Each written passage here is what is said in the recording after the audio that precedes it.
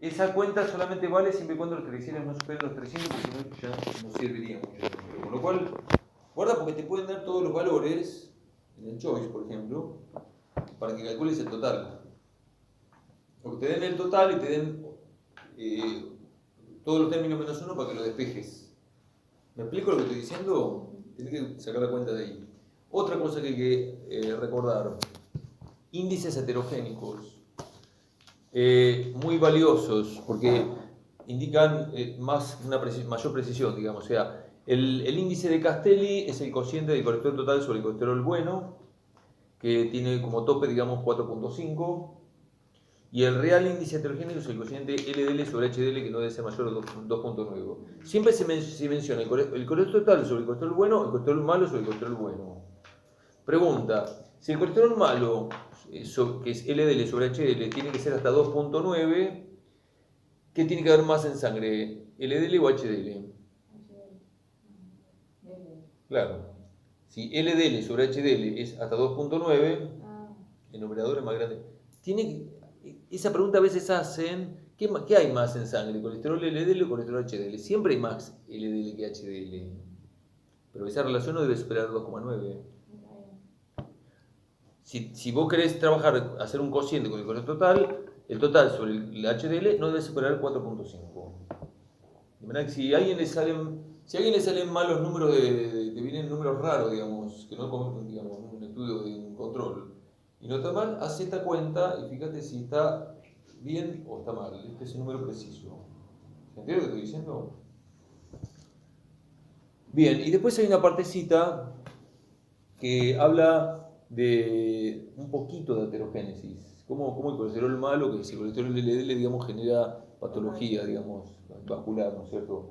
Entonces, lo que ocurre, bueno, el exceso, porque si no tenés LDL no podés vivir, no es posible la vida sin LDL, tiene una función crítica y fundamental, no hay ninguna célula que pueda vivir sin colesterol, la LDL se lo provee a todas, ¿no es cierto? Pero cuando tenés mucho pasa lo siguiente, la LDL cuando entra en la pared vascular es posible que se cambie químicamente, digamos, lo que hemos visto es que si hay EROS o cualquier otro radical libre, las oxidan, se llaman LDL oxidadas. Si hay hiperglucemia, como por el caso de un diabético, se glicosilan, LDL glicosiladas. Las LDL que cambiaron químicamente no las agarra ningún tejido, no las reconoce ningún receptor de ningún tejido, y allí acumuladas en la pared del vaso, la única manera de limpiarlas es mediante los macrófagos, que la fagosa interna, generando las llamadas células espumosas. Las células espumosas se acumulan en la pared del vaso y cuando están en alta cantidad por comer indiscriminadamente LDL modificadas van creciendo y van generando una presión hacia la luz vascular. Esa presión llega a un momento en el cual produce una rotura del endotelio, se produce una real lesión y hay que arreglarlo, viene un evento de cicatrización, por lo cual hay una capa fibrosa sobre la cual se depositan las sales de calcio y de esa manera se arma la placa de ateroma como si fuera un botón duro que está adherido a la pared vascular, que no solamente impide el pasaje de la sangre, sino que ese botón duro impide que haya intercambio gaseoso y de nutrientes, digamos, con el tejido que está por debajo.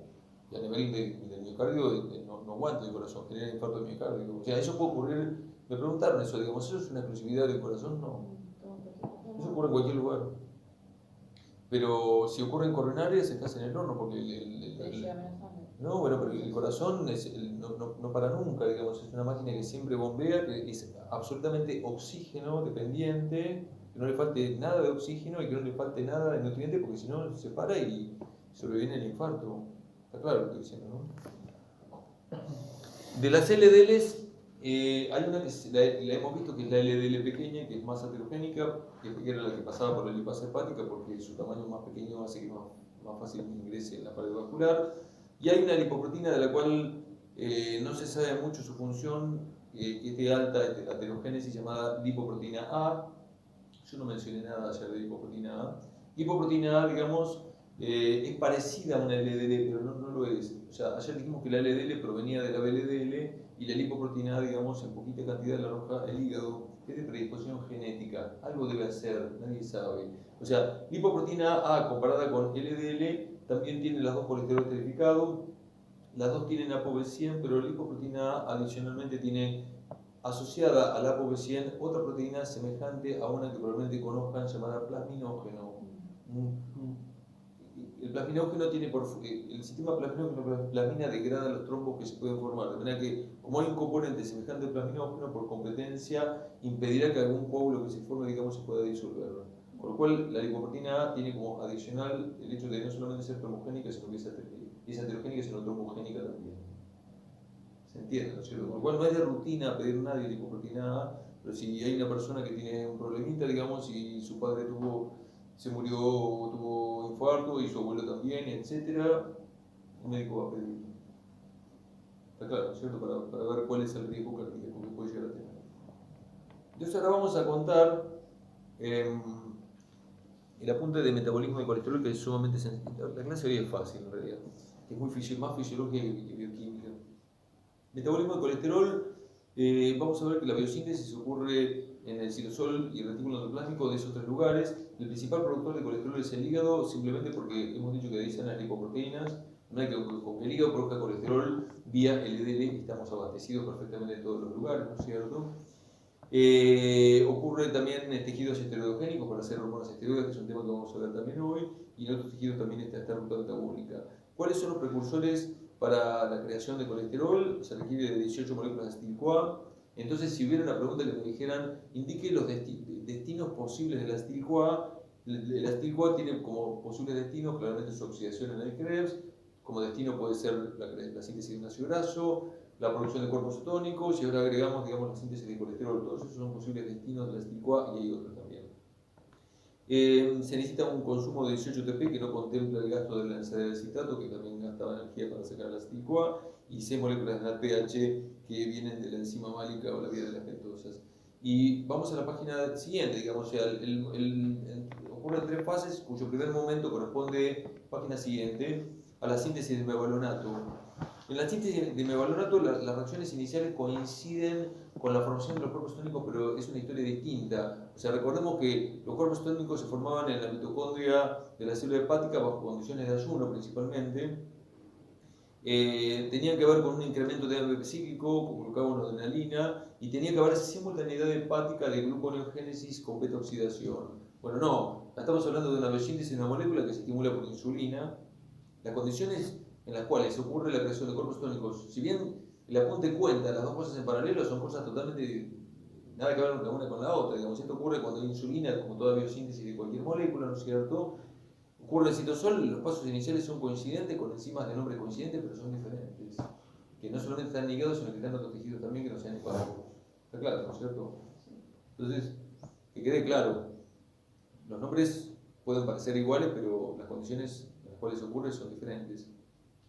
2 moléculas de acetil-CoA se condensan por la tilasa para dar acetoacetil-CoA, el cual suma un siguiente acetil-CoA, y cuando sacamos la CoA generamos el HMG-CoA. Y aquí viene la reacción más importante. De todas las que voy a mencionar, si hay que aprender una sexta, a lo mejor sí han preguntado, digamos, escriba la reacción del HMG-CoA reductasa, en la cual el HMG-CoA libera la CoA haciendo que 2 NADPH se oxiden, digamos, para dar el producto llamado mevalonato. Tenemos que saber escribir esa reacción porque es la regulable y es la más importante de todo lo que voy a contar, que todo lo otro no sirve para nada.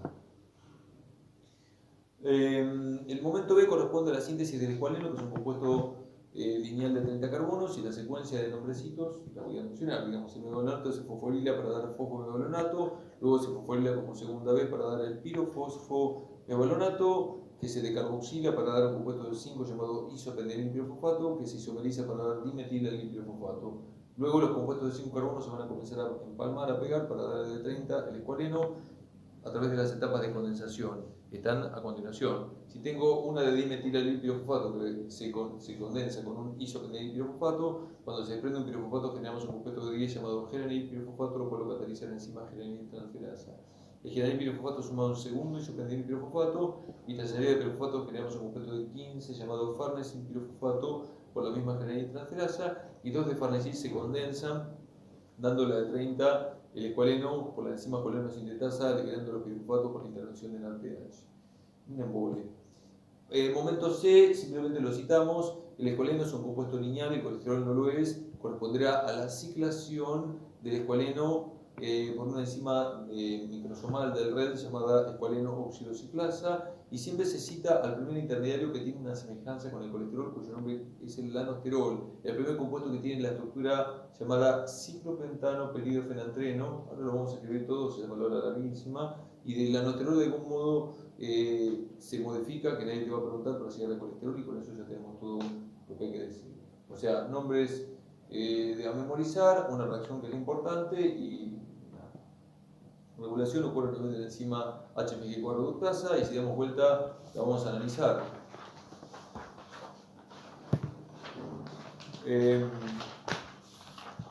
Hay tres controles sobre la enzima, digamos, bueno, de la enzima. El primero es el control genético, en donde lo que ocurre es que el colesterol, cuando está en abundancia, entra al núcleo y reprime la transcripción del gen del HMG4 reductasa.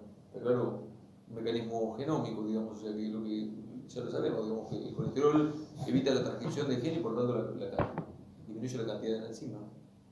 Lento. Los siguientes dos mecanismos son veloces, son más rápidos. El mecanismo alostérico, en donde el colesterol se pega a la enzima en el sitio alostérico para inhibirlo por producto final. O sea que el colesterol acciona sobre... Este tema tiene un correlato perfecto con el metabolismo del hemo. O sea, tiene cosas muy semejantes, tanto en la síntesis como en la degradación y en la regulación también. Inhibe la enzima por producto final, y también hay un control covalente que consiste en lo siguiente. Del lado derecho hay tres recuadros, y el que estamos más abajo corresponde a la enzima HMG4 reductasa, la cual fosforilada es activa y desfosforilada es inactiva porque es una biosíntesis, con lo cual claramente tiene que haber insulina, por eso no tiene nada que ver con los cuerpos cetónicos. Quien la fosforila para inactivarla es el recuadro central, que es una enzima llamada reductasa quinasa, la cual fosforilada es su condición activa para fosforilar que tenemos por debajo.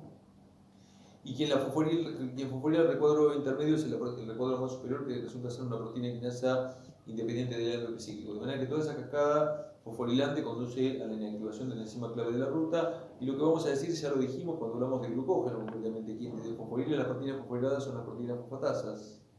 Pero había una manera de inhibirlas indirectamente por el AMP cíclico. Cuando aumentaba el AMP cíclico y se activa la PKA te fosforilaba al inhibidor 1 de fosfatasas, activándolo para inhibir la proteína fosfatasas.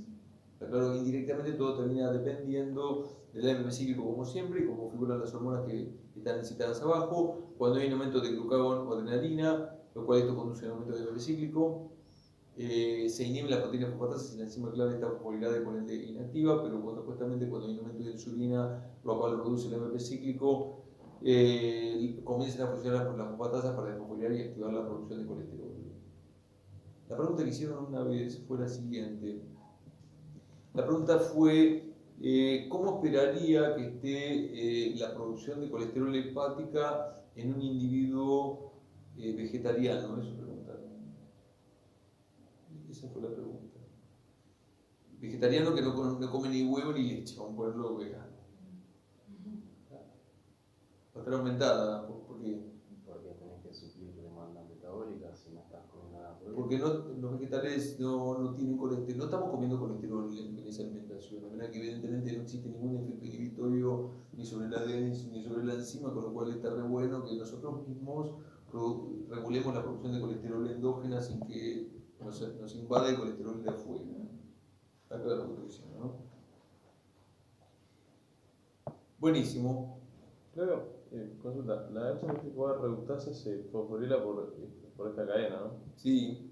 Genial. Lo que no dice ahí, y yo lo puedo agregar, es la proteína quinasa que está arriba de todo, quien la regula. Y es una proteína quinasa que se regula por el propio colesterol. O sea, toda esa cascada empieza con colesterol. Es una proteína quinasa rarísima que el colesterol la activa y termina inhibiendo la ruta clave de la... o sea, en la cascada fosforilante no interviene el AMP cíclico, sino que interviene directamente el colesterol, pero indirectamente el AMP cíclico tiene injerencia del otro lado regulando las fosfatasas. Claro, por eso decía, vos no veías la PK, tipo, por eso pensé... La PK es la que está a la izquierda. ¿No? Sí. Bueno, moléculas que derivan del colesterol, ¿nos van a hacer escribir esto? No. ¿Puede aparecer en el choice alguno de estos bichos? Sí. Tenemos que reconocerlo. Nada más, nada grave, nada. Ahí está en grande, como si fuera un mapa, escrita la molécula de colesterol. Tiene ese esos 4 anillos fusionados, ese panalcito con las letras A, B, C y D, que se llama, ¿querés anotarlo? Todo ese panal. Entonces, vamos a suponer que la pregunta sea más amplia y fuera, defina qué es un esteroide. Y ponemos, dicto, esteroide, pone igual, derivado del ciclopentano perhidrofenantreno. Todo molécula que a mí me muestre que tiene ese panalcito de 4 letras es un esteroide, a pesar de que yo no sepa qué es. ¿Está claro? Entonces, por ejemplo, me muestran así. Me muestran, mira, ¿qué es esto? Bueno, no sé qué me está mostrando, digamos. O sea, para mí son todos esteroides. Y de repente me encuentro que este es aldosterona, cortisol, testosterona, dicetiltrastradiol, progesterona, pero no importa. Yo los identifico como esteroides. El colesterol es un esteroide también, ¿no? Está claro, ¿no es cierto? Bueno, a esos 4 anillos fusionados, ¿qué accesorios tiene alrededor para que eso se convierta en colesterol? Bueno, entre los anillos C y D hay un valle donde está el carbono número 13, del cual emerge el metilo número 18. Entre los anillos A y B hay otro valle, que es el número 10, donde emerge el metilo número 19. En el anillo D pentagonal del vértice 7 hay una cadena lateral ramificada que contiene 8 átomos de carbonos. ¿Lo ven eso? Dentro del anillo B hay una doble ligadura entre la ubicación 5 y 6, o sea que el colesterol es delta 5, tiene 27 carbonos todo eso que estoy indicando, y tiene una única porción polar, que es el oxilo que está en el carbono 3. Pero es la única porción polar que tiene el colesterol, lo que le da la característica anfipática, que ayer contamos, ¿cierto? Característica anfipática, claro, sí, muy generoso hay que ser, pero bueno, ellos consideran que es así, digamos. Ese oxidilo, digamos, que es lo único que, digamos, interactúa con el agua, vamos a ponerlo de esa manera, lo podés anular si lo esterificás, como ayer dijimos. Joya, bueno. Y ese oxidilo, otro comentario, está en sentido beta. Lo que quiero decir es lo siguiente. Cuando digo esto, mirá, beta significa que el oxidilo apunta, si acá tenés el plano del anillo B, si el oxidilo mira para arriba, o del anillo A, si el oxidilo mira para arriba, decimos que es beta. Y lo ponemos gráficamente con un trazo continuo. Pero si mirara para abajo, que significa que está en alfa, yo lo veo en el dibujo con un trazo discontinuo. Acá, por ejemplo, miramos todos, a ver si llega a nuestra vista, está el colesterol y el oxidilo está con una línea continua, beta, mira para arriba, digamos, del plano del papel, digamos. Pero en estos compuestos el oxidilo tiene trazo discontinuo, en alfa, estaría mirando para abajo. ¿Está claro esto? Esto nunca lo puedo entender. ¿En qué cambia, digamos, la composición cis-trans? ¿Eso tiene que ver o no tiene nada que ver? No, eso es algo como decir, ¿sí? ¿Para qué me jode eso? La molécula, acá está en el plano, pero espacialmente, claro, la molécula adquiere una forma tridimensional. De acuerdo con que esté en alfa o en beta, el oxidilo va a estar más expuesto o menos expuesto. Ese oxidilo en beta, como te lo estoy diciendo, para arriba, cuando vos lo ponés y se despliega la molécula en el espacio, que es imposible imaginárselo en la cabeza, queda muy ligado. Esa es la razón por la cual los tipos dicen, bueno, esto es una molécula muy, choca con el agua fantásticamente bien. Si estaría en alfa, que estaría mirando para abajo, estaría más metido para adentro. Una cosa, claro, bueno, una cuestión química, ¿no? ¿Qué moléculas derivan de esto que recién, ya lo reconocemos? Si yo lo viera en un choice, esto es colesterol, seguramente, ¿no es cierto? Anda a la página siguiente. Otros, ¿qué moléculas derivan del colesterol? Los ácidos biliares primarios. Características de los ácidos biliares primarios, cuentos, digamos, acá vemos algunos dibujos, tienen 24 carbonos, con lo cual para pasar de 27 que tiene colesterol a 24 tenemos que acortar los 3 últimos de acá en la lateral. Se llaman ácidos porque el último carbono, que es el 24, tiene un grupo carboxilo, y la doble ligadura que tenía el colesterol ya no la tenemos más. Entonces ahí te indica cuáles son los ácidos biliares primarios, cuyos nombres son ácido cólico, que presenta oxidrilos en 3, 7 y en 12, y el ácido quenosoxicólico, que solo presenta oxidrilos en 3 y en 7, y podemos ver en este esquema que todos los oxidrilos en los ácidos biliares primarios están en alfa, todos miran para abajo. De los ácidos biliares primarios derivan los secundarios, ahí están escritos, digamos, del cólico, deriva el desoxicólico y del que no desoxicólico el litocólico, y son exactamente idénticos, pero el oxígeno 7 que te dan los primarios ya desaparece en los secundarios. Luego tenemos, sí, esteroides de, digamos, de función hormonal. Progesterona, esteroide que tiene 21 carbonos, con lo cual si el colesterol tiene 27 y ahora te quedan 21, tenés que eliminar 6 de la cadena lateral, lo cual hace que la cadena lateral quede resumida a 2 carbonos. Miramos un poquito, esteroide con cadena lateral de 2 carbonos, la progesterona que tiene 21 carbonos, con cetona en 3 y en 20, y la doble hidra está un carbono para atrás, está entre 4 y 5. El colesterol era delta 5 y la progesterona es delta 4. ¿Está claro? Progesterona es base para la producción tanto de aldosterona como de cortisol. Esto se ve en endocrino, en fisiología, alguna cosa. Aldosterona igual a la progesterona, 21 carbonos, con cadena lateral de 2 carbonos, cetona en 3 y en 20, delta 4, oxigelos en 11 y en 21 y el metilo 18 una función aldehído. Es posible que en la choice aparezca, se tiene esteroide que tiene tal y tal y tal y tal característica y te pone choice y tienes que marcar A, B, C o D, nada más. No, nada más que eso. Cortisol, igual la progesterona, 21 carbonos, cetona en 3 y en 20, delta 4 y oxigelos en 11, en 21 y en 17. Andrógenos, definición. La única definición de un andrógeno es que es todo esteroide que tiene en total 19 átomos de carbono. ¿Está claro? Con lo cual, si vos venías de 21 carbonos, para pasar de 21 a 19 tenés que eliminar otros 2 más. Con lo cual, los últimos dos de la cadena lateral que tiene la progesterona, si vos los sacás, ya no tenés más cadena lateral. Andrógenos ya no tienen más cadena lateral. Los nombres de los andrógenos que todos conocemos, ahí están anotados. Testosterona, dehidrotestosterona, androstenediona y la dihidrotestosterona, el que tiene mayor actividad androgénica. ¿Y qué característica estructural tienen los estrógenos? 2. Estrógenos, esteroides que tienen 18 carbonos, con lo cual para pasar de 19 a 18 tenés que eliminar uno más. Con lo cual, miramos, o sea, esta patita entre A y B, que es el metilo 19, se elimina, y entre A y B los estrógenos ya no tienen más patita, no tienen más este metilo, te quedan 18 carbonos. Y lo más distintivo es que el anillo A presenta configuración aromática o bencénica. Por eso una enzima que los hace se llama aromatasa. Los nombres de los estrógenos, ¿se entiende esto, no es cierto? No esquivemos, no vamos a tener que anotar nunca nada, pero si vos ves, te cierra un poco más. Si vos ves, lo que tiene este anillo son estrógenos. Lo que no tiene cadena lateral, no tiene este anillo son andrógenos. Lo que tienen estas dos cadenas pueden ser progesterona, cortisol y aldosterona. ¿Qué tiene el grupo de alcohol también en vez de cetona?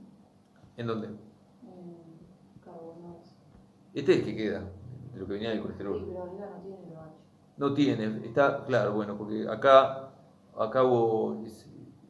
está más oxidado esto, sí. Estrógenos que todos conocen, digamos 17 beta-estradiol o estradiol y la estrona. ¿Estamos de acuerdo? Entonces, lo que hice recién es una presentación de cuál es la molécula originaria, el colesterol, lo escribimos como si fuera un mapa, y después más o menos contamos cómo es, cuántos carbonos y qué características tiene todo aquel derivado de colesterol que tenemos que analizar. ¿Se entiende? Entonces, anda el título que continúa, donde dice ácidos y sales biliares. ¿Qué son estos compuestos? Son la principal forma de excreción de colesterol. Entonces, metabolismo de colesterol tiene una analogía total con metabolismo del hemo. Entonces, ¿cuál es el catabolito de la degradación del hemo? ¿Cuál es? La bilirrubina.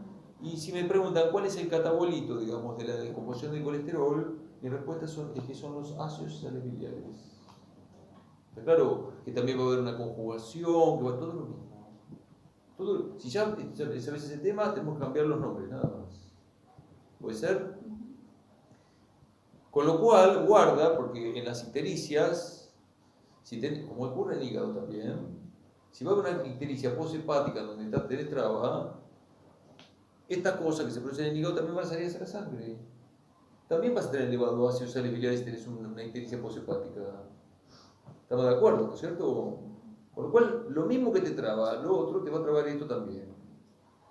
Entonces, claro, ¿no es cierto? Entonces ahí está puesto el hígado, al cual la HDL lleva el colesterol esterificado, y una vez que llega al hígado, el colesterol esterificado se desestrifica pasando al estado de colesterol libre. La gran mayoría de dicho colesterol libre se convierte en el hígado en ácidos biliares primarios, que ahí está indicado con los nombres de ácido cólico y ácido quenotoxicólico, y va a haber muy poquito colesterol libre hacia el otro lado que queda como tal sin cambiar químicamente y que ya planteamos que es una molécula insoluble. Entonces, muy habitualmente preguntan cuáles son los cambios químicos que experimenta la molécula de colesterol libre en hígado para convertirse en los ácidos biliares primarios, cosa que está escrito dando vuelta a la página, pero no de vuelta nada. Yo te los muestro, te muestro este dibujo y te digo que cambia el colesterol para transformarse en los ácidos biliares primarios. Son 6 cambios. Cambio número 1, acortamiento de la cadena lateral en 3 carbonos para pasar de 27 a 24. Cambio número 2, oxidación del carbono 24 a función carboxilo. Cambio número 3, el carboxilo 24 mediante un enlace tioéster se enlaza con la CoA. Hay que pegar algo acá, por eso se crea una unión de alta energía. 4, la doble ligadura que traía el colesterol desaparece. 5, agregamos oxidrilos en diferentes carbonos pero mirando para abajo, en alfa. Sexto y último, el oxidrilo 3 es el que ya provenía del colesterol, nada más que en el colesterol lo tenías en beta y lo querés en alfa. Dirá epimerización del carbono 3, cuyo significado es que el oxidrilo pasa de arriba para abajo, de beta a alfa. Es la respuesta que tenemos que dar para explicar cómo en el hígado el colesterol se transforma en ácidos biliares primarios, que son moléculas más solubles porque tienen más cantidad de oxidrilos. Ahora, yo quiero que esto sea aún más soluble. La solución para el catabolismo de era la conjugación, en ese caso con un glucurónico. Acá va a haber una conjugación con 2 aminoácidos que son glicina y taurina. ¿Está claro? Entonces, mirá, vos pasabas de bilirrubina indirecta a bilirrubina directa con la conjugación con glucurónico. Vos pasás de ácido a sal biliar con la conjugación con glicina o taurina. ¿Está claro? La sal biliar es el ácido al cual lo conjugaste. ¿Me siguen, no? ¿Dónde se va a pegar el aminoácido? La pregunta. Bueno, el grupo amino de glicina o taurina se pega con el grupo carboxilo 24 del ácido biliar. Por eso en el grupo carboxilo 24 se creó la unión tioéster con la CoA, porque cuando la CoA se retire, eso libera energía para que el aminoácido se pueda pegar. ¿Me siguen? La unión va a ser amida, el grupo amino del aminoácido con el grupo carboxilo 24 de amida. Esos son las sales biliares cuyos nombres son estos 4 que están acá indicados, digamos, glicocólico, taurocólico, glicoquenodesoxicólico, tauroquenodesoxicólico, son mucho más polares porque el aminoácido tiene carga eléctrica dando a estas moléculas característica anfipática. Ahora, como habíamos visto en el catabolismo, podemos echarlo al intestino, digamos, eso forma la micela endógena, con los pigmentos biliares, todo va junto, ¿no es cierto? Y con aquel poquito colesterol libre que no cambió. Y después de pasar por vesícula, eso llega al duodeno, en donde ahí volvés a tener tanto sales biliares como colesterol libre. Nuevamente, como ocurría con el hemo, las sales biliares son agarradas por las bacterias.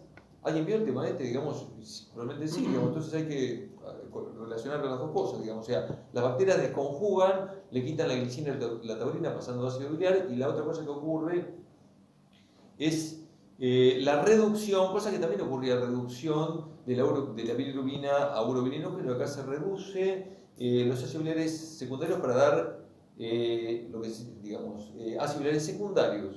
O sea, lo que era urobilinógeno para el otro tema, acá se llaman ácidos biliares secundarios. Pero claro, cuyos nombres están desoxicólico, que está indicado con A porque proviene del cólico, y litocólico, que está indicado con B porque proviene del quenodesoxicólico. Y para indicar el aspecto final, el punto es el siguiente: la mayoría de los ácidos biliares secundarios, con la mayoría del colesterol libre que llegó allí, y cita un 99%, son reabsorbidos nuevamente por el intestino, pero cuando eso llega al hígado, el hígado no entiende nada y dice, bueno, ¿qué haces acá? Si vos sos un desecho, con lo cual lo reprocesa y lo vuelve a tirar nuevamente por bilis. Pero el intestino dice, no, yo estoy preparado para absorber, de manera que entrar de nuevo, y el hígado dice, no, te tenés que ir, y va circulando a través de algo llamado circuito o circulación enteropática.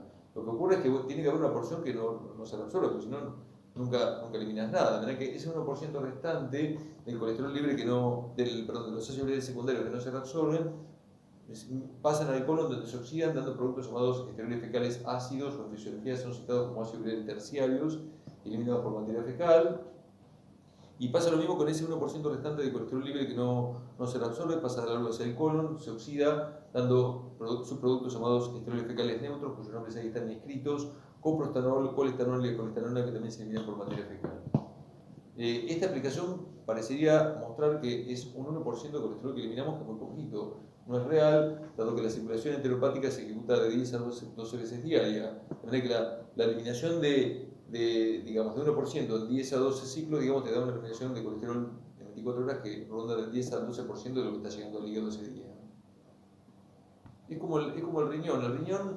El riñón filtra la mayoría de la mayoría de lo que filtra, se queda con casi todo y genera un poquito de orina. Pero como filtra 60 veces, vos tenés una orina de 1,5 litros, 2 litros diarios. No sé si claro lo que estoy diciendo. Y acá pasa lo mismo. Es un circuito en el cual la mayoría vuelve a entrar y es una pizquita lo que eliminás, pero en el siguiente ciclo otra pizquita, y así es lo mismo que ocurre en el riñón. ¿Está claro? Lo que está abajo indicado es que a menudo las preguntas son las drogas empleadas para reducir los niveles de colesterol plasmático. O sea, hay varias estrategias, pero una es esta, digamos. O sea, cuando la persona tiene elevado colesterol por alguna patología, la que fuere, digamos, hay citadas dos drogas, la lovastatina y la copactina, pertenecen a una familia mucho más amplia que son las llamadas estatinas. Simvastatina no dice ahí, pero se vende mucho. ¿Y qué son estas drogas? Son inhibidores competitivos de la enzima HMG-CoA reductasa. Son inhibidores de la enzima clave de la biosíntesis de colesterol hepática. Con lo cual lo que te hacen es trabar la síntesis de colesterol hepática y por lo tanto, independientemente de lo que vos comas o cómo te cuides, digamos, el colesterol plasmático se reduce y el riesgo termogénico también. ¿Estamos de acuerdo con esto? Abajo dice otra cosa porque la preguntaron en algún momento. Esta es otra estrategia de bajar el colesterol que no da tan buenos resultados o sirve para otras cosas. A veces se suelen dar drogas que son polímeros que quedan en la luz intestinal y no se absorben y que tienen carga eléctrica. Y el tener polímeros con carga eléctrica, bueno, los ácidos biliares hemos visto que tienen carga, y las sales biliares.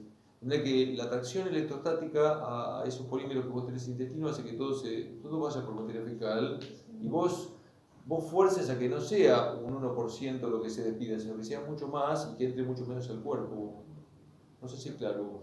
Nosotros dijimos que solamente podía reabsorberse, eliminarse un 1% y con esta estrategia vos retenés todo lo que se elimina por vesícula, digamos, y todo eso lo despedís por materia fecal, con lo cual echás todo tu cuerpo.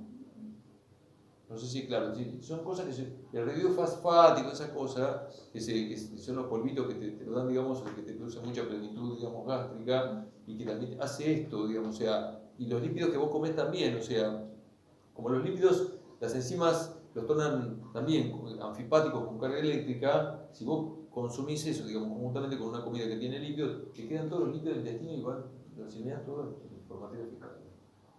Que es un tanto que pasa a adelgazar también.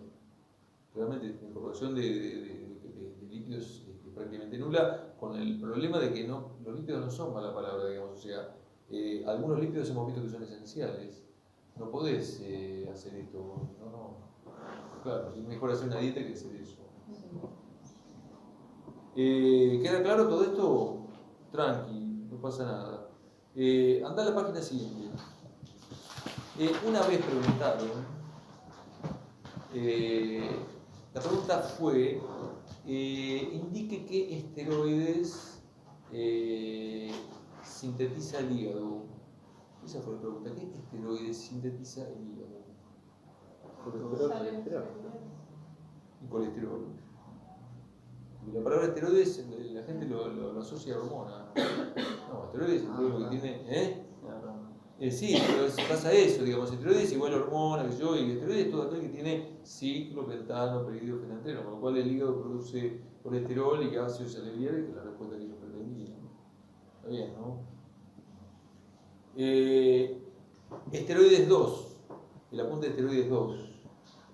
Vamos a armarlo, es más fisiología que otra cosa, y es muy preguntado, pero la verdad va a haber muchos casos clínicos también, van a entrar en el choice, van a entrar después. La molécula a partir de la cual, ¿en qué lugar de nuestro cuerpo estamos para contar esta ruta? Claramente en gónadas y corteza suprarrenal. ¿En otros tejidos? No. Solo lo que vamos a contar ocurre en gónadas y corteza suprarrenal. Partimos de colesterol libre, que aprendimos que son una molécula que contiene 17 átomos de carbonos, y lo que nos van a preguntar probablemente, digamos, es cómo obtiene la célula de estos dos lugares, digamos, el colesterol libre para hacer el futuro esteroide. Con lo cual vamos a la página siguiente para poder charlar de cómo ocurre eso. Digamos. En la página siguiente está dibujada en grande una célula esteroidogénica que puede ser de gónado o corte suprarrenal, la cual presenta receptores para múltiples hormonas que estimulan la producción del esteroide, de una hormona esteroide, acá sí, o sea, hormona esteroide, digamos, ¿cierto?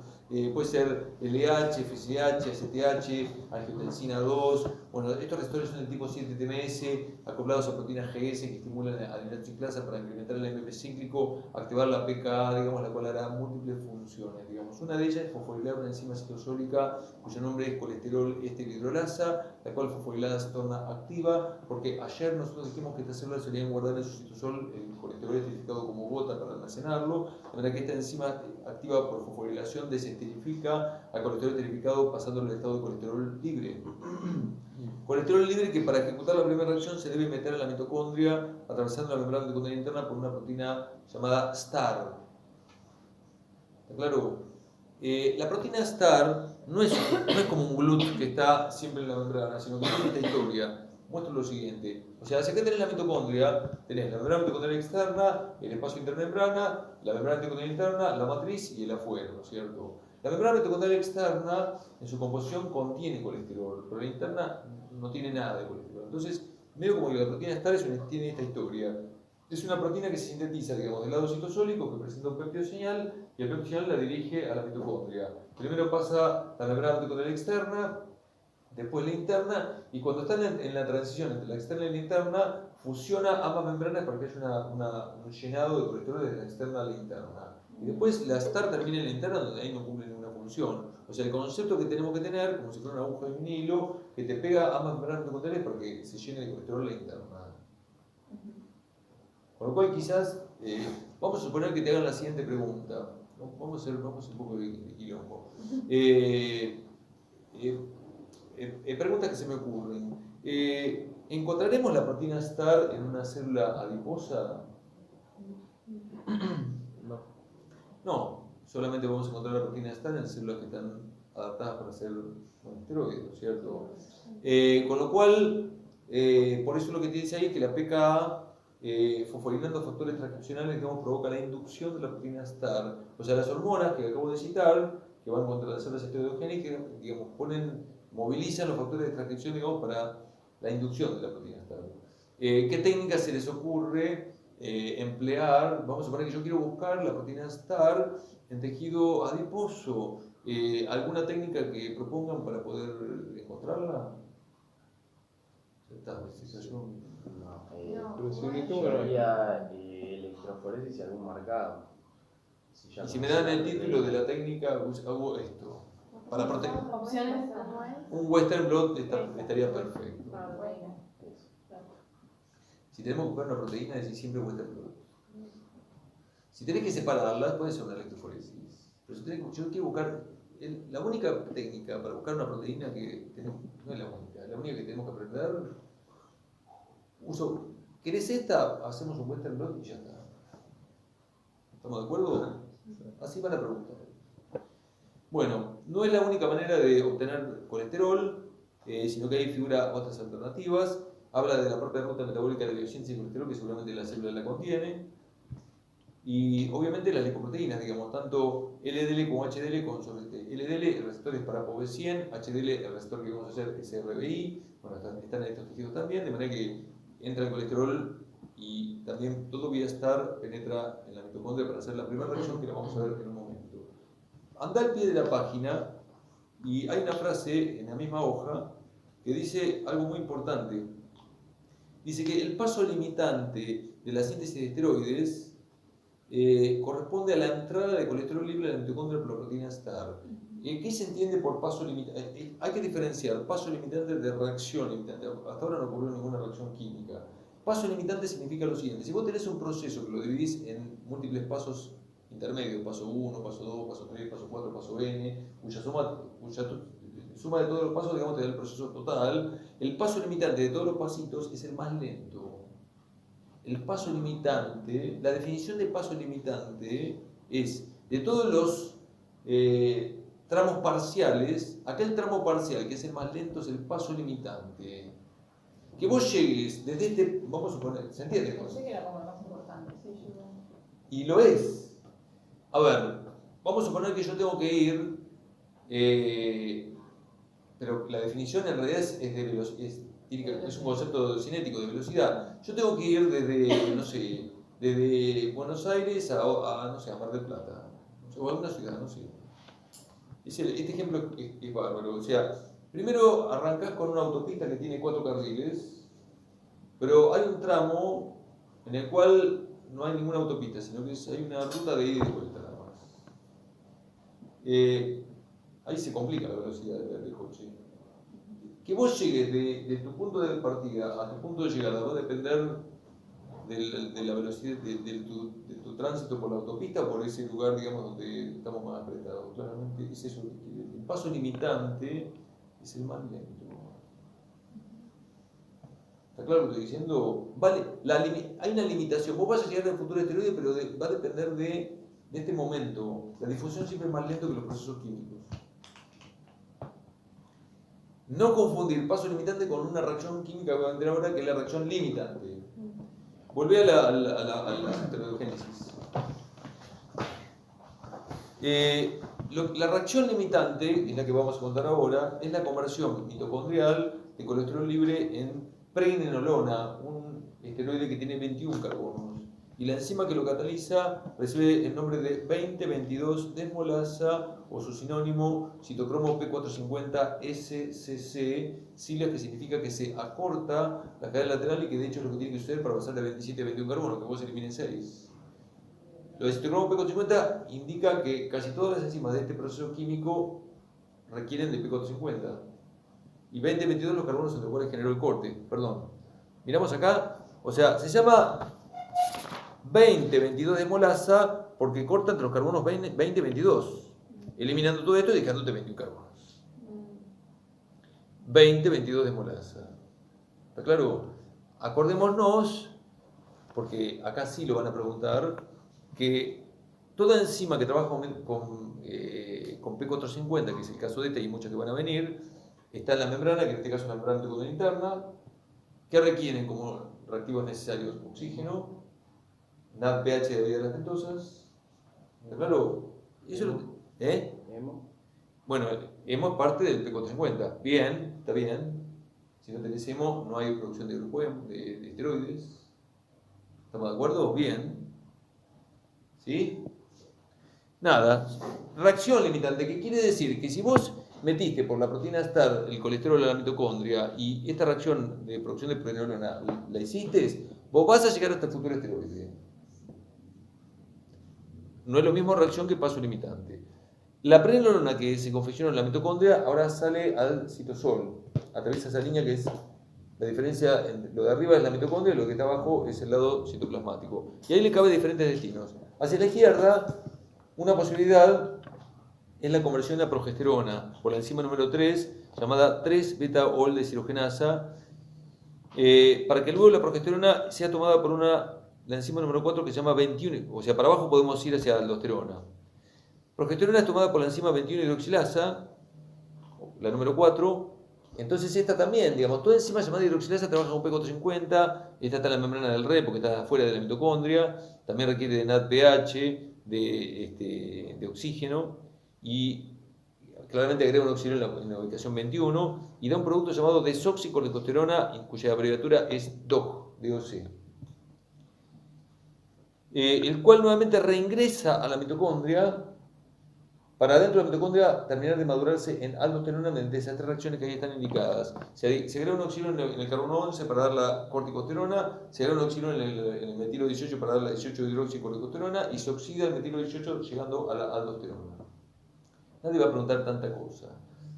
Las 3 últimas reacciones las caracteriza una misma enzima que puede tener algunos de esos nombres que ahí figuran, digamos. Uno, aldosterona sintetasa, un segundo nombre un poco ambiguo que es 11-beta-hidroxilasa, y el que está más abajo es súper técnico, pero probablemente hayan visto alguna vez, donde dice la abreviatura CYP11-beta-2. Significado, beneficio, ¿no vieron algo de esto? Bien, toda enzima que lleva la simbología CYP significa que trabaja con P450. Esta tiene P450. Beta 2 significa esta enzima puso 2 oxililos en beta, tanto el 11 como el 18, para arriba beta. Pero de los dos queda solamente el oxilio 11 porque el 18 se transforma en el hilo. Nadie va a preguntar tanta cosa. aldosterona se hace en la mitocondria y tendrá que salir de ella para cumplir su rol fisiológico. Comentario que se me ocurre hacer: la diferencia entre un esteroide y otro, por ejemplo, aldosterona y cortisol, es mínima químicamente. ¿Está claro lo que estoy diciendo? Y como son tan parecidos estructuralmente, son diferentes, pero son tan parecidos estructuralmente, eso hace que no existe un efecto, ningún esteroide tiene un efecto puro. Significa que el cortisol, aparte de pegarse a su receptor, también puede pegarse al receptor para la aldosterona. Y entonces, cuando una persona consume corticoides, se hincha, no es porque está gorda, retiene sodio. Está claro, ¿no es cierto? La hinchazón por el corticoide es la retención del líquido por el efecto mineralocorticoide, por la unión con menor afinidad, pero unión al fin, digamos, al receptor para la aldosterona. Porque son muy parecidas las moléculas. Y viceversa también, ¿no? La aldosterona. Sí, lo que pasa es que la cantidad de cortisol que hay es fisiológica 1.000.000 de veces o más que la cantidad de aldosterona. De manera que es imposible. Nadie consume aldosterona, salvo que tengas un problema. No va a ocurrir, no, claro, no. Buenísimo. Entonces, ¿cómo te pueden preguntar esto? Una vez preguntaron, nada, aquí sobre los nombrecitos, no van a joder con tanta cosa, pero por ejemplo, ¿cuántas enzimas de cortisol, de colesterol, la aldosterona hay en la ruta, qué sé yo? ¿Cuántas enzimas requiere el P450 o algo así? Digamos? Entonces, la desmolasa, la 21-hidroxilasa y esa última que es la aldosterona sintetasa. ¿Se entiende lo que estoy diciendo? Te joden de esa manera. ¿Se podrá hacer esteroides si vos estás en un estado anaeróbico? No podés, porque necesitas oxígeno. Todas las hidroxilasas requieren oxígeno. Olvídate, ¿te podés hacer un esteroide si no te deberías de las ventosas? Se preguntan mucho esto, déficit de enzimas, con el déficit de la 21-hidroxilasa. Vamos a ver los casos clínicos. No podés enviar las ventosas en nada de esto, digamos. Por eso, bueno, esas son cosas. En la parte central vamos a ver cómo llegamos al cortisol. Digamos, de la prenolona es tomada por la enzima número 6, que es la 17-hidroxilasa, para dar un producto llamado 17-hidroxiprenolona, que también, obviamente, como estamos del lado de afuera, está en la membrana del REL. Los numeritos tienen indicaciones de la página siguiente, con lo cual está todo escrito en la página siguiente. Que luego es tomada por la enzima número 3, que te convertía prenolona en progesterona para dar 17-hidroxiprogesterona, que también es tomada por la enzima número 4, que es la 21-hidroxilasa para dar el desoxicortisol, el cual nuevamente reingresa a la mitocondria y es convertido en cortisol por la enzima 11-beta-hidroxilasa, pero más precisamente CYP11-beta-1 con P450, pero solamente agrega un oxígeno que es en 11 y no hace nada en 18. Las moléculas todas creadas hasta ahora tienen 21 carbonos porque todas han derivado de la prenenolona, pero supuestamente tenemos que hacer ahora los andrógenos que tienen 19 carbonos. Los generadores de los andrógenos son las dos moléculas que están recuadradas allí. A la derecha, hormonas sexuales, es el primer paso que es mitocondrial para todas, hormonas sexuales, después se hace todo en citosol. 17-hidroxiprenolona se convierte en dihidroepiandrosterona, en tanto que 17-hidroxiprogesterona en androstenediona. La enzima que cortó para pasar de 21 a 19 es la misma enzima número 6, la 17-hidroxilasa. Fíjense que hay flechas que van para el costado. ¿Las encontramos? O sea, la enzima 6 se hidroxila en 17, pero también es posible que acorte en 2 carbonos la cadena lateral para producir andrógenos. Androstenediona es tomada por la enzima número 9 para dar testosterona. 9 en la página siguiente, no demos vuelta a nada, dirá que se llama 17-centroesteroide reductasa. Y el comentario que realiza es que esta enzima se halla ausente en corteza suprarrenal, en zona reticular, y solamente está presente en células de las gónadas productoras de andrógenos, a saber, células de Leydig y células de la teca de folículos. Motivo por el cual suprarrenales solamente pueden producir andrógenos de baja potencia, como DEA y androstenediona, pero jamás nunca saldrá testosterona porque la enzima número 9 allí no se expresa. Testosterona producida sale y en células blancas se activa por la 5-alfa reductasa para dar el andrógeno más potente, la dihidrotestosterona. Es más fisiología que otra cosa lo que estoy contando. Creación de estrógenos, recuadro final. Y después vamos muy rápido y nos vamos temprano. Ahí está puesta la interconversión entre androstenediona y testosterona. Si androstenediona es tomada por la aromatasa, enzima número 10, producimos estrona. Pero si aromatasa toma testosterona, se obtiene el 17-beta-estradiol o simplemente estradiol. Aromatasa, enzima que también trabaja con P450, membrana del REL, oxígeno NADPH, y aromatasa elimina el carbono 19 para quedarte 18 carbonos, la cantidad de carbonos que tiene un estrógeno y convierte el anillo A con configuración aromática o bencénica. ¿Puede ser? Sí, hay que saber esto. Pero no van a preguntar tanto de ruido, sino que la secuencia de cosas, o qué sé yo, cuántas hidroxilasas, o cuántas, no sé qué. Claudio, dijiste que toda esta reacción pasaba en dónde? Y en citosol, o sea, los únicos bichos que vuelven a la mitocondria son cortisol y aldosterona. Todo lo demás queda en citosol siempre. La reacción inicial, que es común a cualquier esteroide, es mitocondrial. ¿Está bien? De la página siguiente la damos vuelta, chicos. Está ahí toda la aplicación y da la vuelta. Pero vamos a hacer así.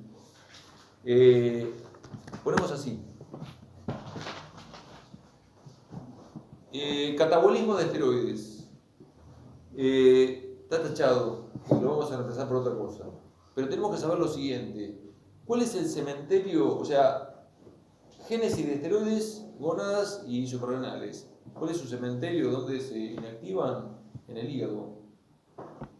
Órgano que lo charlamos por una vez. Órgano que inactiva los esteroides, el hígado. Cuando hablamos de hemo, concretamente, dijimos, el P450 que es hepático, digamos, se inactiva. Y de hecho habíamos dicho que el aumento de esteroides incrementa la síntesis de hemo hepática. No sé si alguien se recuerda de esto. Porque quien inactiva los esteroides en el hígado es el P450 hepático. ¿Qué va a ocurrir en el hígado? El hígado los inactiva, son líquidos los esteroides y los tiene que conjugar también para darle solubilidad con sulfato urocrónico. ¿Por dónde se van a eliminar? Por orina. O sea, hígado, órgano detoxificante, inactiva esteroides, lo conjuga, sale la sangre, catabolitos, los encontramos en una muestra de orina. ¿Estamos de acuerdo? Entonces, ahí hay una serie de nombres un poco complicados y vamos a la tabla donde tenemos una simplificación que me parece que nos conviene. Hay una tabla y hay dos flechitas que apuntan desde la primera y la última columna. La primera dice esteroide o hormona, dice, y la última dice catabolismo. Entonces, habrá que recordar lo siguiente. Progesterona da como catabolito, última columna, algo llamado pregnandiol. ¿Lo encontraron? El nombre del catabolito de la progesterona. Y ahí lo dice, digamos, que se conjuga con sulfato glucurónico para eliminarse por vía urinaria. Seguimos para abajo. Cortisol y aldosterona dan como catabolitos 17 hidroxicorticoides. Nombre de catabolito. También conjugado con sulfato glucurónico para eliminarse por orina. Testosterona da como catabolito principal 17 cetoesteroides. También conjugado para eliminar. 17 beta-estradiol da como catabolito estriol, conjugado para su eliminación.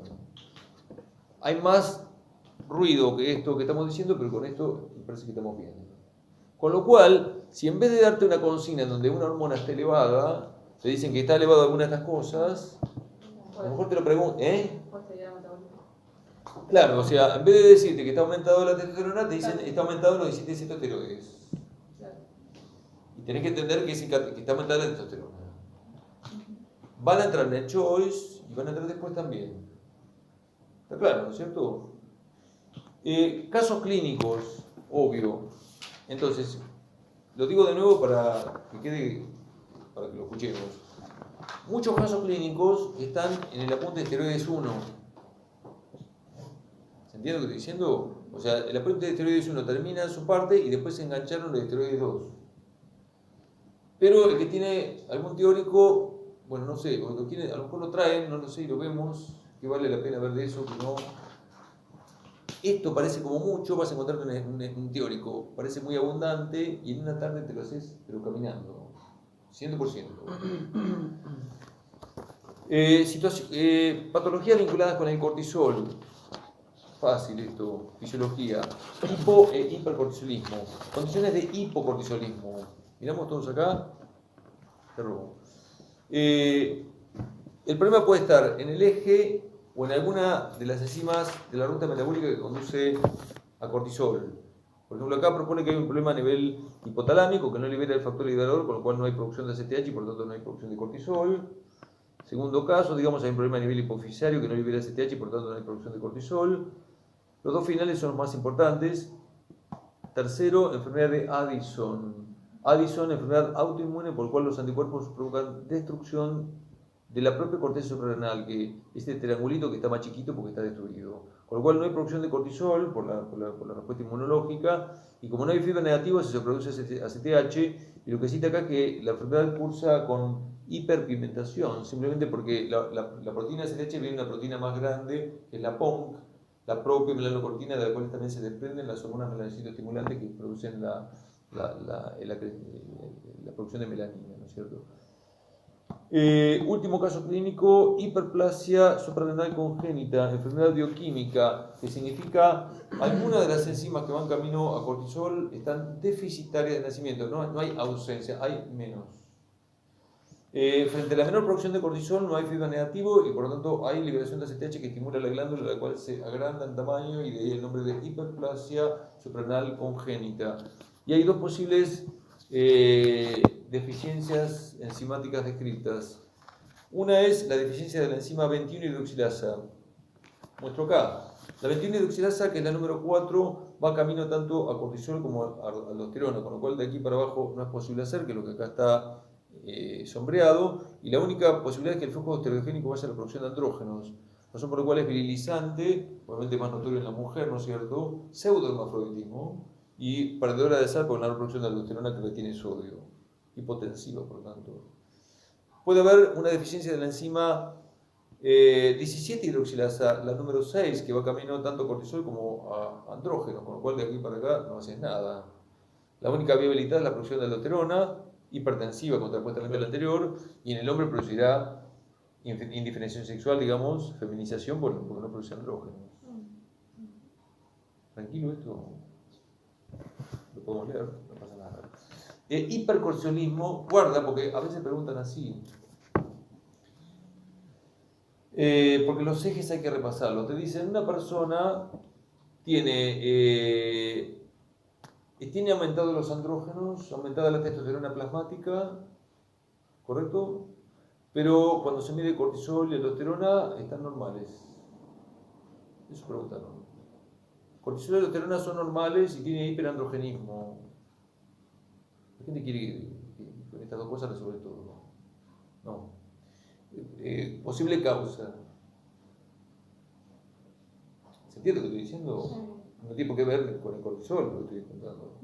Se puede haber un problema, puede haber una hipersecreción, digamos, de LH, digamos, hipofisiaria que estimule la producción de andrógenos, o puede haber un tumor a nivel testicular que hipersecrete, digamos, y produzca, digamos, testosterona.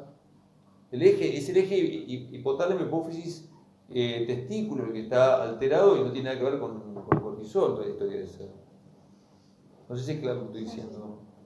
Pero hay que decir eso, nada más. Hipercortisolismo da una condición llamada síndrome de Cushing. Vamos a decir algunas cosas, porque es un montón. O sea, síndrome de Cushing implica hipercortisolismo, digamos, efectos de cortisol, una hormona antiestrés, ¿no es cierto? Cortisol es proteolítico, degrada masa muscular, digamos, porque efectos de cortisol es genómico, todos sabemos ya eso, digamos. Degrada masa muscular, y eso es así, digamos, porque la idea es que los aminoácidos musculares lleguen al hígado para que se transformen en glucosa, hiperglucemiante, digamos. Estimula gluconeogénesis hepática a costa de aminoácidos que vinieron del, ¿no es cierto? Genera hiperglucemia, y la hiperglucemia libera secundariamente insulina, que todos sabemos que es lipogénica, con lo cual hay lipogénesis también, ¿no es cierto? Pero los lípidos se distribuyen de manera central y no periféricamente, digamos, extremidades, digamos, muy delgadas y lípidos acumulados en tronco, cuello y cara, digamos, ¿no es cierto? Yo no entiendo por qué, digamos, o sea, ellos lo que se suele decir es que son lipolíticos periféricos y son lipogénicos centrales, y yo no sé por qué, digamos, te dicen que está activada la lipasa hormonosensible, digamos, en las extremidades, pero no lo está, digamos, no sé cómo decir la hormona que activa el que no. Tiene que haber un mecanismo que yo lo desconozco. Cortisol inhibe fibroblastos, que son generadores de matriz extracelular, con lo cual al haber menor cantidad de matriz extracelular experimenta estrías en la piel y hiperelasticidad, no producción de colágeno adecuadamente, lo cual produce jorobas, problemas articulares, todo ese tipo de cosas, etcétera, etcétera, etcétera, síndrome de Cushing. ¿Cuáles son los motivos por los cuales puede haber hipercortisolismo en nuestro cuerpo? Causa número 1, dice la palabra iatrogénico, que significa medicamentoso. muchas patologías se tratan con corticoides. Los protocolos indican que en algunos casos hay que dar corticoides, digamos en altas dosis, cuando hay una ACV, etcétera, de reparación vascular esa base de corticoides, pero bueno, se va a comer un Cushing la persona. Ahora, si tenemos una pavada y nos vamos a dar corticoides, vamos a tener un Cushing gratuitamente. Está claro, ¿no es cierto? Está la enfermedad de Cushing que implica una patología que implica un adenoma hipofisio que hipersecreta CTH produciendo mucho cortisol. Puede haber tumores periféricos, ectópicos, se dice. Ectópico significa que es un tumor en otro lugar cuyas células se han diferenciado por producir una CTH extraeje que estimula la producción de cortisol. El tumor ectópico puede producir el factor liberador de corticotrofina que estimula la hipófisis y la liberación de más CTH. Los dibujos hablan por sí solos. Puede haber un tumor primario que implica que hay un tumor en las esporanales que autónomamente produzca cortisol independientemente de que llegue o no el estímulo de CTH. Y puede haber esto que se llama enfermedad micronodular, en donde está mutado el receptor para CTH y tiene mayor afinidad con la CTH que lo normal, de manera que con poquita CTH hay un estímulo para producir mucho cortisol. Un vistazo se le puede pegar, se va a aparecer en el choice, no va a haber problema. Tengo que explicar después tampoco. Teórico. Es altamente repetitivo y mi sugerencia es que si vemos algo que nos jode, lo anulemos, ¿no? O sea, por ejemplo, en el teórico, que lo debe haber hecho 4 tipos distintos, porque repite 4 veces, no vamos a estudiar la síntesis de esteroide 4 veces, ¿no? Y aparte tendría que no lo habíamos de acá, ya está, es esto. Con lo cual, no. Por ejemplo, menciona, este es uno viejo, qué sé yo, o sea, hay uno un poco más nuevo, pero es lo mismo. O sea, suprarrenal, entonces te dice cuáles son las capas de corteza suprarrenal. No lo subestimemos, porque si vos lo repasás una vez, y si ya lo vi, y después en el final con los nervios ni eso puede responder. Miralo un poquitito, como decir, bueno, ya está, esto sí está bien, ya está, listo. Biosíntesis es lo que vimos, ya está. Actividad del citocromo P450 te explica lo que ya estudiamos, que es una hemoproteína que requiere de oxígeno, de pH, hidroxila, que puede estar en la membrana interna, en el REL. Esto sí preguntan, globulinas transportadoras. Entonces, todas son producidas por el hígado.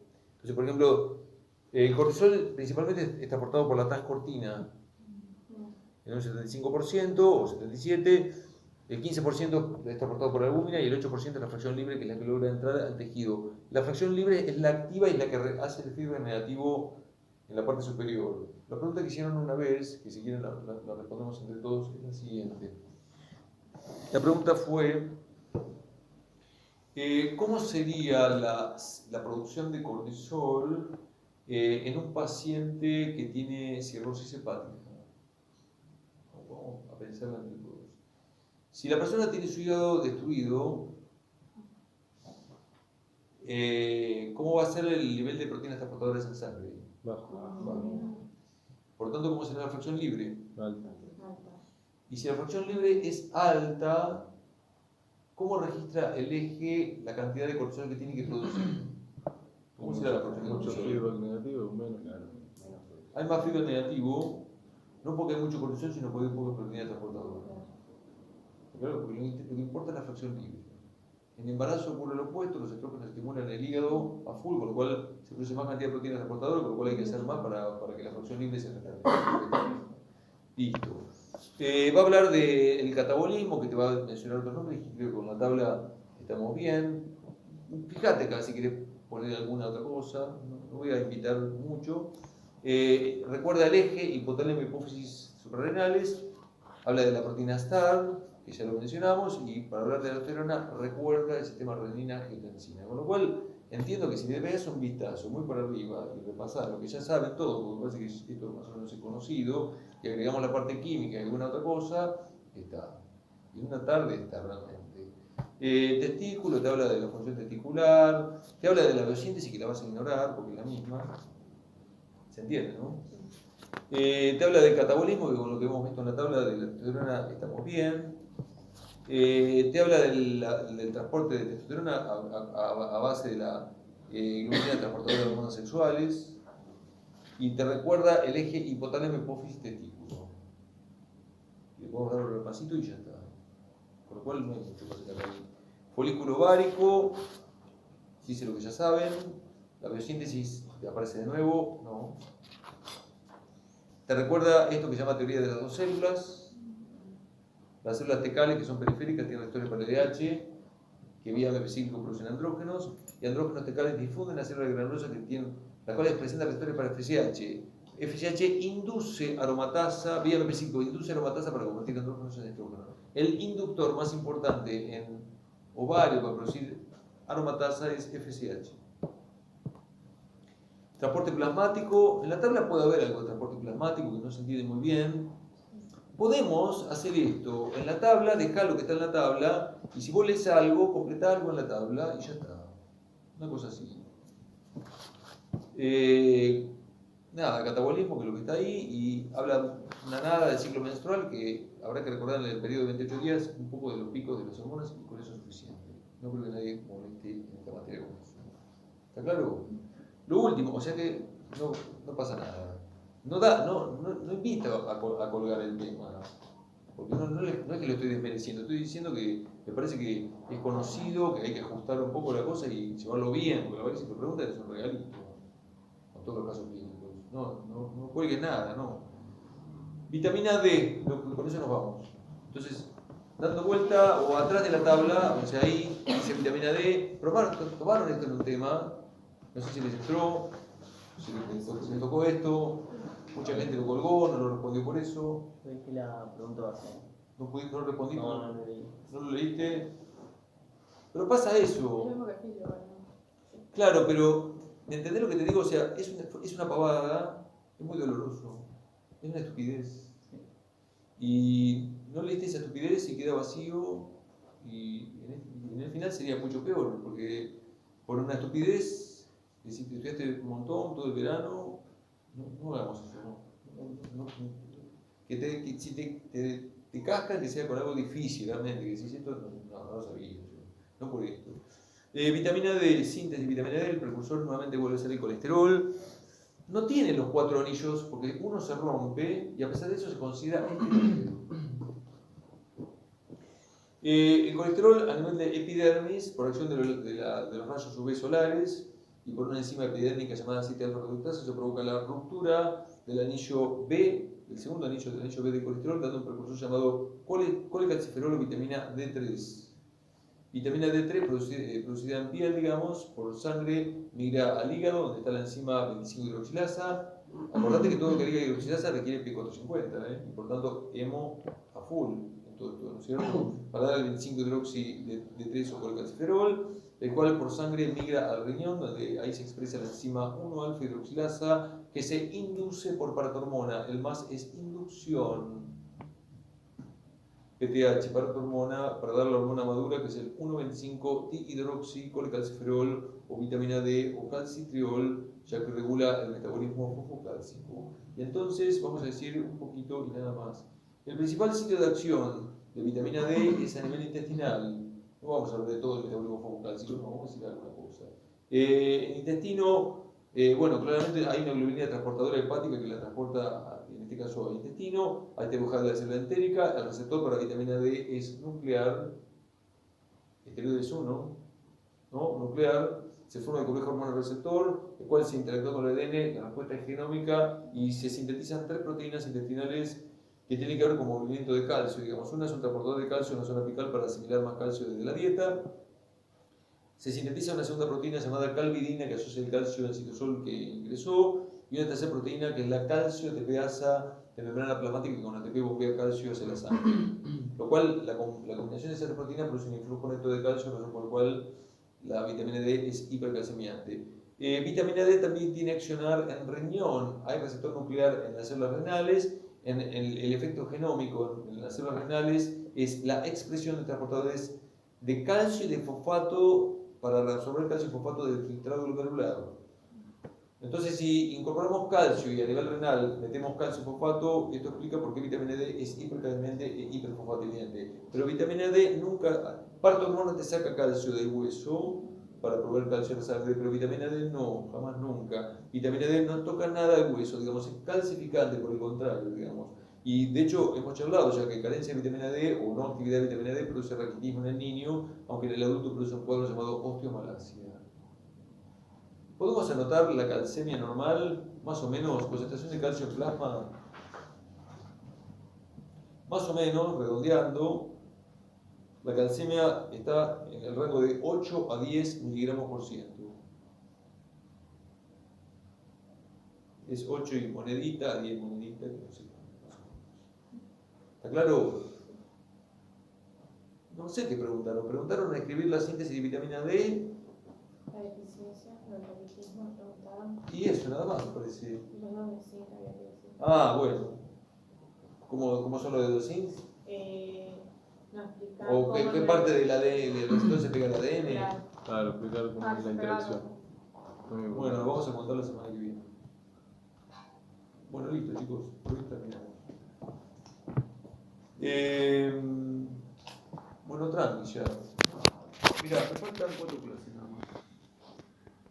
El lunes va a ser metabolismo de aminoácidos. No toquemos nada, por supuesto. Vemos